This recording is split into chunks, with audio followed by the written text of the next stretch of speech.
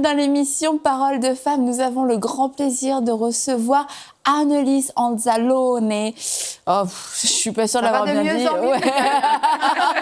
Je vais bien finir par l'avoir. Bon, mais on a bien compris que vous étiez Annelise, c'est ça le principal. Voilà, c'est le principal. On est bénis depuis le début de la semaine. Nous parlons de cette grande course qui est notre vie et comment la courir, comment remporter la course aussi.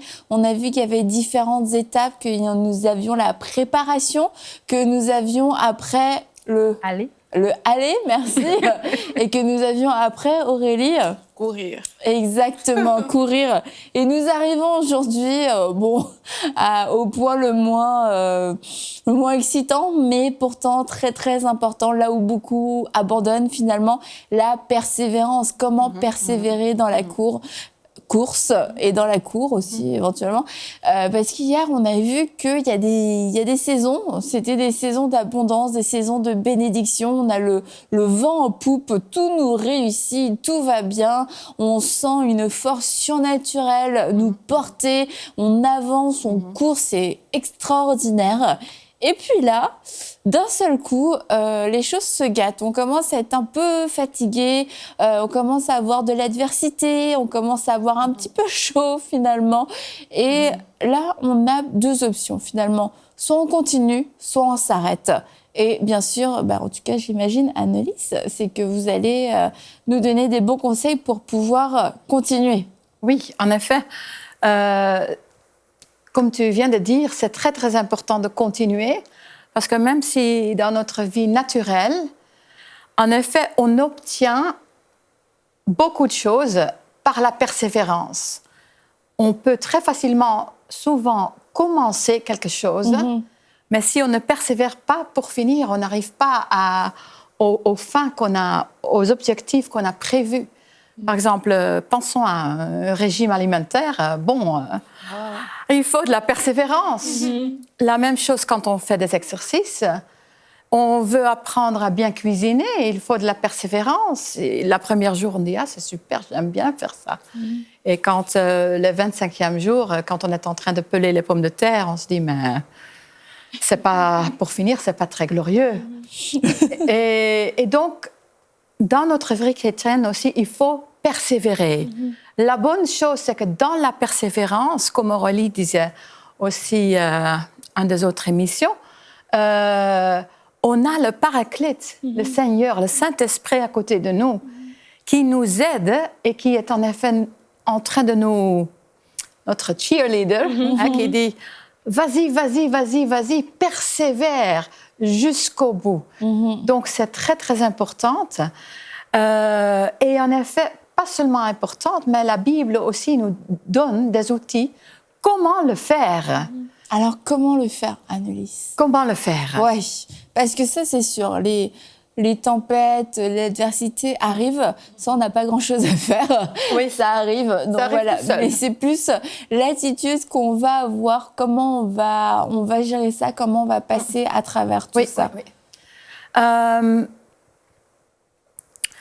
Déjà, en bien se préparant et tout ça, on a déjà une belle formation dans notre caractère qui nous aide à être cette personne qui est capable de persévérer.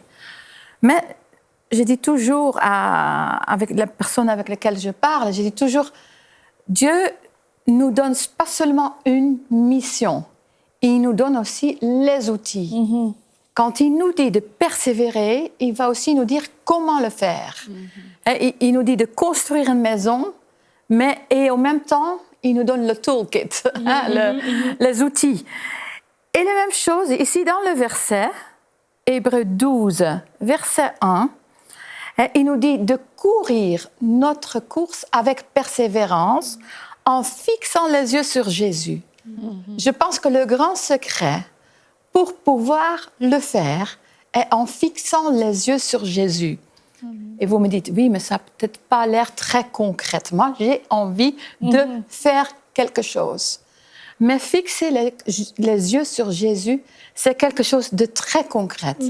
Ça veut dire que je ne considère pas mes circonstances, je me focalise sur l'objectif que j'ai et je laisse de côté la distraction et je vois celui qui peut vraiment m'aider. Wow. J'avais, il y a quelques temps, c'était le jour de la journée de la femme, et j'avais vu un reportage, une petite vidéo sur Internet qui m'avait beaucoup intéressée, de Catherine, je pense, Schweitzer, ou je prononce peut-être mal son nom. C'est la première femme qui a couru le marathon de Boston en 1967. Wow. Et à l'époque, les femmes n'avaient pas le droit de courir le marathon. Et donc, ça m'a fait penser, parce que quand on allait préparer cette émission, et elle voulait courir. Et donc, elle s'est inscrite avec juste des initiales, donc on ne savait pas que c'était une femme. Et puis, elle est venue, elle s'est mise à courir. Et pendant qu'elle courait, les gens se sont rendus compte qu'il y avait une femme parmi eux qui courait. Et donc, l'organisateur du marathon de Boston est rentré dans la course pour essayer de tirer son dossard, l'arracher son dossard, lui faire sortir de la course. Ouais, quand même. Ouais. Et elle continue à courir, elle continue à courir. Et c'est ça, la persévérance. C'est que quand on a cet objectif, elle a dit, elle parlait parce qu'elle avait son entraîneur qui était avec elle à côté d'elle. Elle disait, si j'arrête maintenant, c'est fini, je viens de ramener toutes les femmes qui veulent courir en arrière, parce qu'on va dire, oui, c'est vrai, une femme peut vraiment pas courir un marathon. Donc, c'est même plus pour moi que je cours, c'est pour tous les gens que je représente que je continue cette course. Et tu vois le vidéo, comment elle court, et le monsieur essaie de l'arracher son dossard, essaie de la pousser et tout ça, et elle continue. Et c'est ça, la persévérance. C'est, je garde mes yeux fixés sur Jésus, je me dis, le Seigneur m'a appelé à faire ce qu'il m'a donné, qu'il m'a donné à faire, la mission qu'il m'a donnée. Je ne la fais même plus pour moi. Ce n'est plus pour moi, mais si je persévère dans mon rôle de mère, si je persévère au travail, si je persévère dans mon ministère à l'Église, ce n'est pas juste pour moi, mais c'est pour tous ces gens autour aussi qui ont besoin de cet exemple que je sers, en fait. Donc, c'était vraiment puissant. Je vous invite à aller regarder le vidéo, c'est assez intéressant. Ça a l'air super intense comme histoire. On parle de persévérance. Moi, je pense aussi beaucoup à l'objectif visé. Oui. C'est qu'on a un objectif et cet objectif-là, il faut l'atteindre. Et comme Anne-Lise disait, Dieu ne nous a pas laissés tout seuls, mais vraiment, si on a le regard aussi fixé sur ce qu'on veut atteindre, en fait, c'est qu'il y a une parole qu'on a reçue et un objectif qu'on vise. Et une fois qu'on regarde à l'objectif, on se dit, mais voilà là où je veux arriver, en fait. Et c'est sûr, quand il y a des vents contraires qui viennent pour un peu nuire à l'atteinte de nos objectifs, c'est pas ça qui doit nous faire baisser les bras. Dès qu'on baisse les bras, en fait, on a arrêté de regarder à l'objectif. On s'est dit, voilà, je vais pas y arriver, mon objectif s'arrête là. Mais l'objectif, en fait, c'est pas à nous, c'est pas aussi Constance de définir quand l'objectif s'arrête. C'est qu'il y a un objectif à atteindre et il faut justement qu'on persévère, il faut qu'on reste dans la course pour pouvoir atteindre cet objectif-là. Donc, c'est important de fixer aussi le regard sur ce vers quoi on va et sur les résultats qu'on veut avoir. On lit dans Hébreux 12, « Et fortifiez donc vos mains languissantes et vos genoux affaiblis. Priez, fortifiez-vous et rapprochez-vous de Dieu. » On peut aussi lire de courir avec endurance et de garder nos yeux fixés sur Jésus. Et en fait, comme tu dis, l'objectif, c'est pas nous qui l'avons défini et c'est pas à nous de décider, non, c'est fini, là, ça devient un petit peu compliqué. Mais la clé, finalement, ça va être de savoir pour qui on court et pourquoi on court. Et cette femme-là a pas voulu abandonner parce qu'elle a pensé à la cause des femmes. Et c'est noble, c'est vraiment noble. Mais nous qui courons pour le Seigneur, à combien plus forte raison ne devons-nous pas abandonner notre course parce qu'on court pour lui, parce que c'est pas une course vaine, c'est pas une course où on court comme Paul disait, tu sais, je bats pas de l'air. On n'est pas juste là pour faire de l'air et pour faire du bruit. On est là pour accomplir des bonnes œuvres que lui a déjà prévues d'avance afin qu'on puisse manifester son royaume, afin qu'on puisse être des ambassadeurs de Christ. Et le fait d'arrêter la course, c'est que finalement le règne de Dieu qui est en train de s'établir à travers ma vie, je dis c'est stop maintenant, on éteint, on ferme, on éteint tout. Et c'est vrai que c'est pas à nous en fait de décider ça, et quand on comprend qu'on n'est pas le propriétaire de notre vie, mais le gestionnaire de notre vie, et que celui qui nous a appelés à courir nous dit il y a encore il y a encore une provision, il y a encore un nouveau souffle, il y a encore un effort supplémentaire et je peux te donner cette force-là à faire. Je pense que ça change quand même notre perspective. Oui. Ce que tu dis là, c'est que c'est Jésus qui pourvoit à notre capacité, notre possibilité de pouvoir continuer. Et dans ce verset d'Hébreu, Hébreux 12, verset 1, il y a quelque chose d'énorme qui m'a énormément encouragée récemment. Qu'est-ce qui peut être notre course? Je pense à tous nos projets, toutes nos prières qui ne sont pas encore finis. Nos projets de foi qui ne sont pas encore finis. Ça peut être quelque chose dans le ministère, mais ça peut être aussi... Oui, on veut avoir la victoire sur une situation qui est difficile, qui est négative. Ou on veut avoir la victoire sur une maladie. Et ça fait des années qu'on se tient dans la foi pour être guéri. Et moi, j'appelle ça des projets de foi non finis. Et qu'est-ce que la Bible dit, justement, pour pouvoir persévérer, parce que toutes ces choses font partie de notre course. Il dit, fixant les yeux sur Jésus, l'auteur et le perfectionneur de notre foi. Et là, j'aime bien le mot en anglais qui dit « finisher of our faith ». On va le dire... le finisseur. En québécois, on invente un tas de mots. Donc, le finisseur de notre foi.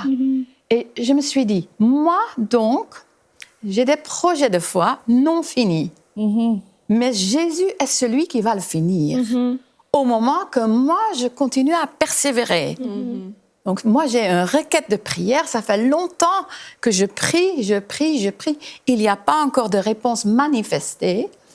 Et donc, je continue à prier, je garde vers Jésus parce que je sais que tôt ou tard, il va finir mon projet. Et ça m'a été un super encouragement. Aussi pour mes projets de foi personnels.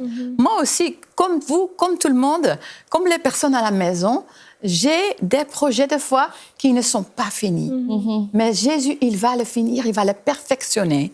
Mais à nous de continuer à marcher dans la foi. C'est ça la persévérance. Et pour ceux qui ne le savent pas, vous et votre mari, vous êtes passé par un temps de persévérance pour pouvoir voir l'aboutissement, la manifestation de votre foi concernant votre fille. Il y a maintenant plusieurs années. Est-ce que ce n'était pas forcément prévu qu'on en parle, mais je pense que ça va encourager beaucoup de personnes. Est-ce que rapidement, vous pouvez raconter votre témoignage? Donc, nous avons une fille qui est maintenant 26 ans, qui est en pleine santé, qui parle plusieurs langues, qui est en train de finir ses études d'infirmière, qui est allée à l'école biblique. Mais ce n'était pas toujours comme ça. En effet, notre fille, elle a été née handicapée, avec le cerveau endommagé par un virus. Et là, ça a commencé pour nous une course dans la foi, où on pouvait dire, OK, d'abord, est-ce qu'on va la courir? Ensuite, est-ce qu'on va persévérer? Parce que Dieu, il a produit des miracles. Nous, on a vraiment entendu, votre fille ne marchera jamais, votre fille ne parlera jamais, votre fille sera dans une chaise roulante, votre fille ne pourrait jamais gérer sa motricité. Et plus tard, on a attendu que les enfants, avec cette maladie qu'elle a eue, d'habitude, ils meurent dans l'adolescence. Donc, rien que le fait qu'elle vit encore est déjà un miracle majeur, je dirais. Et donc, on a eu un choix à faire d'abord. Est-ce qu'on y va avec le Seigneur? Go! Est-ce qu'on y va? Est-ce qu'on ose faire des pas de foi? Est-ce qu'on ose croire le Seigneur? Et on a dit, OK, on va faire en sorte que dans notre vie, la parole de Dieu qui dit qu'elle a été guérie par la meurtrissure de Jésus pèse plus de ce que les circonstances, les rapports médicaux disent. On ne peut pas nier la réalité, mais on peut croire qu'il y a la vérité de la parole qui est plus grande. La réalité, elle est là. Mais la vérité de Dieu est plus grande. Elle pèse plus. On s'y attache à cette vérité. Et donc, on a commencé un temps vraiment parce qu'au niveau médical, il n'y avait rien à faire. On a fait de la physiothérapie seulement pour faire en sorte qu'elle ne devenait pas toute raide, parce que ce n'était pas ça qui allait le faire marcher. On a mis notre foi en action et on a persévéré. On a persévéré. Heureusement qu'on avait le Paraclète à côté de nous. Amen. Heureusement aussi qu'on avait des personnes de confiance à côté de nous. Et quelques personnes avec lesquelles on pouvait prier. Ce n'était pas n'importe quelle personne. On n'allait pas dire à tout le monde « Ah, notre fille... » Non, parce que vous avez besoin de personnes qui peuvent vous encourager. Amen. Pas ceux qui disent « Mais est-ce qu'elle marche déjà? Oh, elle ne marche pas encore. Ça ne va jamais arriver. » Non, on a besoin de personnes qui disent « OK, on va croire avec vous. On va croire avec vous. On va vous soutenir. » D'ailleurs, ça peut être une grande aide à notre persévérance, d'avoir des personnes à côté de nous comme ça. Amen. Et finalement, votre fille... OK. Finalement. Mais donc, vers l'âge de... On a eu la diagnostic, qui était un verdict, quand elle avait 10 mois, après beaucoup d'examens médicaux. Donc, vers l'âge de 3 ans, elle marchait et elle marchait vraiment seule, avec confiance. Et elle a commencé à parler. Wow. Maintenant, comme j'ai dit, elle parle 4 langues. Wow. Elle fait des études d'infirmière. On parlait qu'elle avait fait une partie de sa scolarité, justement, par correspondance. Elle a fait 4 ans de high school, système américain, en 2 ans. Donc vraiment, vraiment, on remercie le Seigneur qui a produit un miracle. Nous avons un petit rapport médical qui disait que malgré les anomalies constatées au cerveau, ça c'était quand il y avait encore des développements à faire, mais malgré les anomalies constatées au cerveau, elle faisait une croissance psychomotorique très, très, très favorable. Wow. Les médecins, bien sûr, ils ne disent pas tout de suite le mot miracle, mais c'est un miracle. Amen. Il y a notre médecin qui a dit plus tard, dans un autre épisode, qui a dit à un certain moment à quelqu'un, qui a dit, notre médecin de famille, donc, qui a dit à quelqu'un, écoutez, Gabriella ne devrait pas marcher, elle marche. Elle ne devrait pas parler, elle parle. Donc, croyez-moi bien, elle peut tout faire. Amen. Wow. C'est super. Puis on voit que c'est à 3 ans qu'elle a marché et qu'elle a parlé, mais on se dit que pendant ces 3 ans, ça a été vraiment le test de la persévérance. Le test de la persévérance. Ouais, et qui a porté du fruit. Et je pense qu'aujourd'hui, c'est évident, hein, mais que maintenant qu'elle a 26 ans, est-ce que ça valait la peine de persévérer pendant ces 3 années? Ah oui. Mais quelquefois, c'est ça, on n'a pas on a du mal à réaliser, puis je pense que le diable aime aussi nous faire oublier quel est le pays promis, quelle est la promesse de Dieu. Et ça semble tellement improbable, tellement loin, qu'aujourd'hui, la souffrance, l'épreuve, la douleur semble tellement plus insurmontable qu'il y a cette voix qui nous dit « ça en vaut pas la peine ». Franchement, pour ça en vaut pas la peine.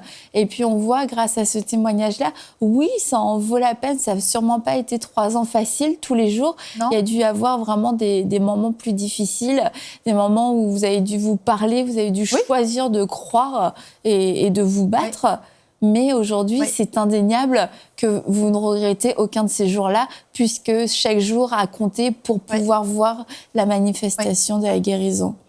Oui, on a en effet énormément confessé la parole de Dieu sur la situation, sur la vie. On a parlé à Gabriella, même avant qu'on pouvait comprendre ce qu'on disait. On proclamait la parole de Dieu sur elle. Mais on le faisait aussi pour nous-mêmes. On avait besoin de cette injection de foi, vraiment, parce que c'était pas toujours facile. La Bible dit que c'est par la foi et la persévérance qu'on obtient les promesses de Exact. Dieu. Les deux vont ensemble, comme ça. Exactement.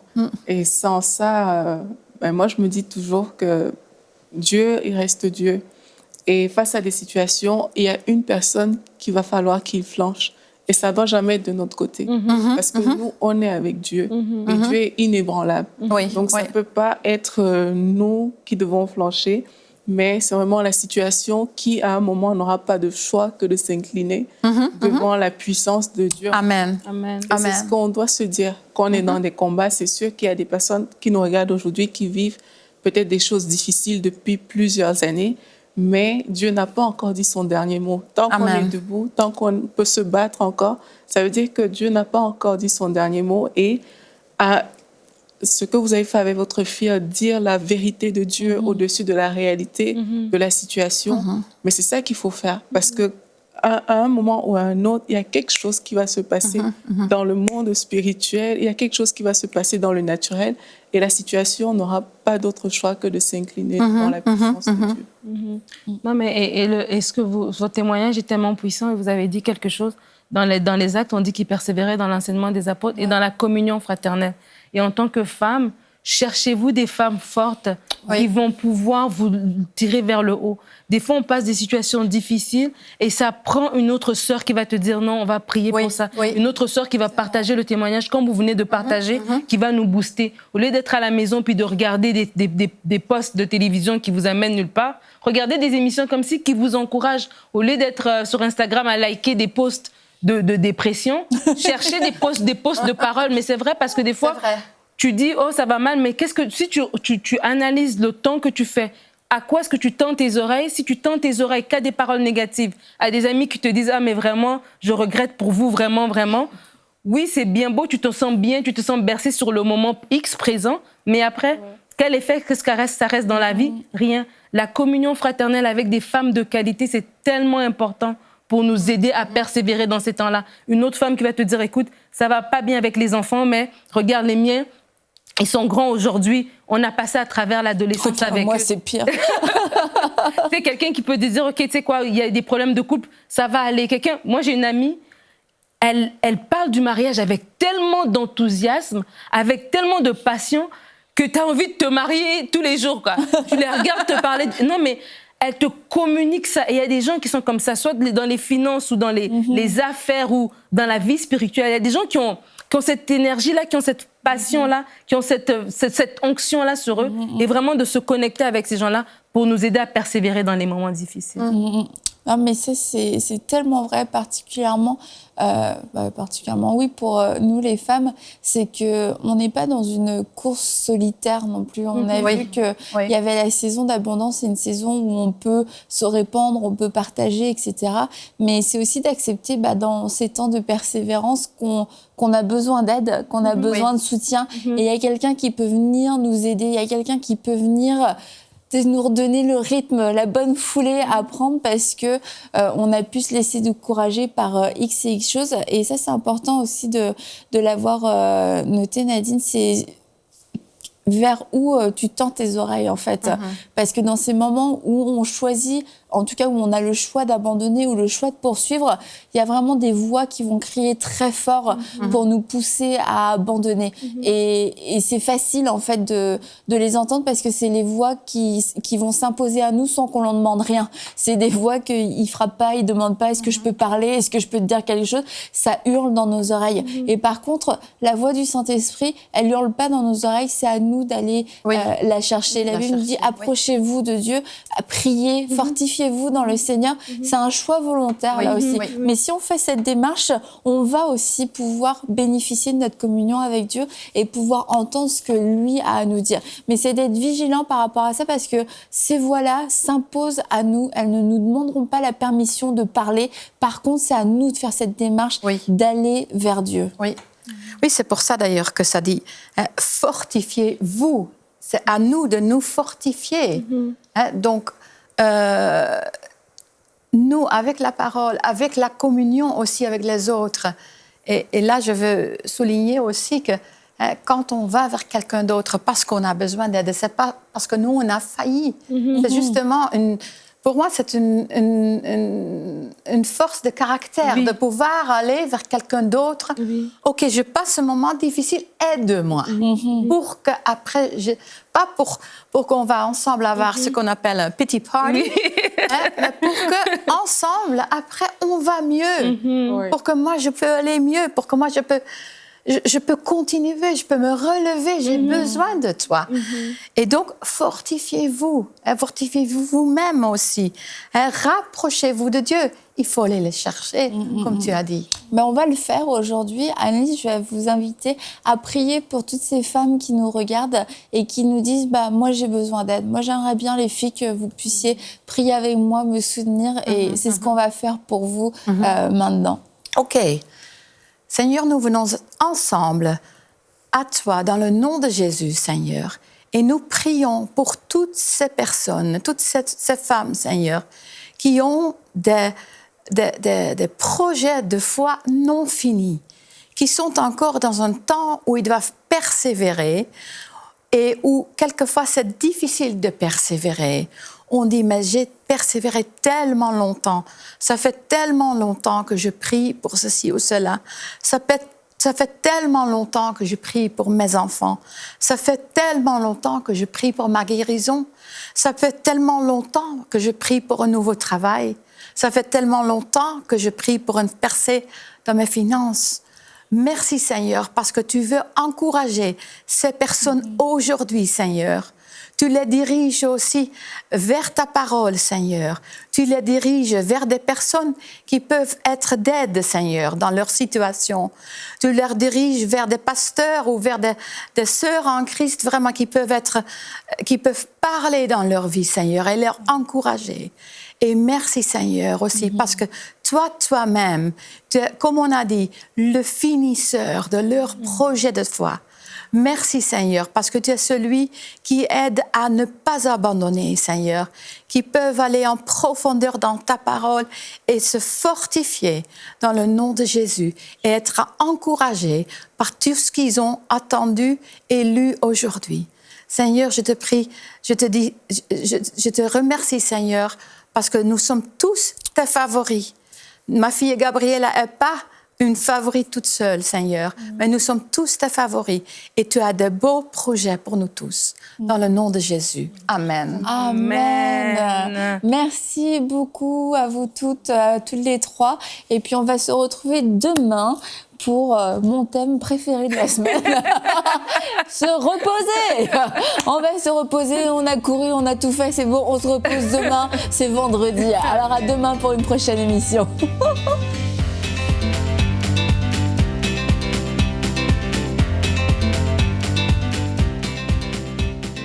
Et la bonne nouvelle, c'est qu'on a l'opportunité d'élargir la diffusion en Afrique et en France à travers les bouquets Canal+, la Freebox et le satellite Eutelsat. Cela nous permettra de toucher des millions de nouveaux téléspectateurs. Et pour que cela soit possible, nous avons besoin de 1500 visionnaires qui s'engagent à donner 1 000 € ou plus. Ensemble, nous allons relever ce défi. Vous pouvez faire votre don sur emcitv.com en une seule fois ou en plusieurs mensualités. Dès maintenant, donnons pour amener EMCI TV à une nouvelle dimension.